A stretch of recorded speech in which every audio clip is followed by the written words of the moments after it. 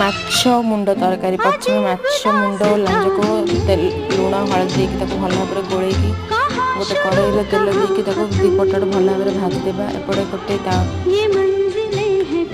ଜାରରେ ସୋରିଷ, ଅଦା, ରସୁଣ, ପିଆଜ ତାକୁ ଭଲ ଭାବରେ ଦେଇକି ତାକୁ ଭଲ ଗ୍ରାଇଣ୍ଡ କରିଦେବା। ଏପଟେ ସେଇ ତେଲରେ ହିଁ ଦେବା ପାନମହୁରି ପରେ ଦେବା ପିଆଜ ପରେ ଦେବା ଭୃଷଙ୍ଗ ପତ୍ର, ତାପରେ ଦେବା ବାଟି ରଖିଥିବା ପେଷ୍ଟ ଦେଇକି ତାକୁ ଭଲ ଭାବରେ ଗୋଳେଇକି ସେଥିରେ ଦେବା ହଳଦୀ ଗୁଣ୍ଡ, ଲଙ୍କା ଗୁଣ୍ଡ ଆଉ ଟିକେ ମସଲା ଗୁଣ୍ଡ। ତାପରେ ସେଇଟା ଭଲ ଭାବରେ କଷେଇଗଲା ସେଥିରେ ଦେବା ପାଣି ଯେତିକି ଆପଣଙ୍କୁ ଦରକାର ଆପଣ ସେତିକି ପାଣି ଦେଇପାରିବେ। ତାପରେ ଦେବା ଦୁଇଟା ଆମ୍ବୁଲ, ଲୁଣ ପକାଇ ତାକୁ ଭଲ ଭାବରେ ଫୁଟିଲା ପରେ ସେଥିରେ ପକାଇଦେବା ଭାଜି ରଖିଥିବା ମାଛ ମୁଣ୍ଡ ଲାଞ୍ଜକୁ। ତାପରେ ଉପରେ ଟିକେ ଗରମ ମସଲା ଦେଇକି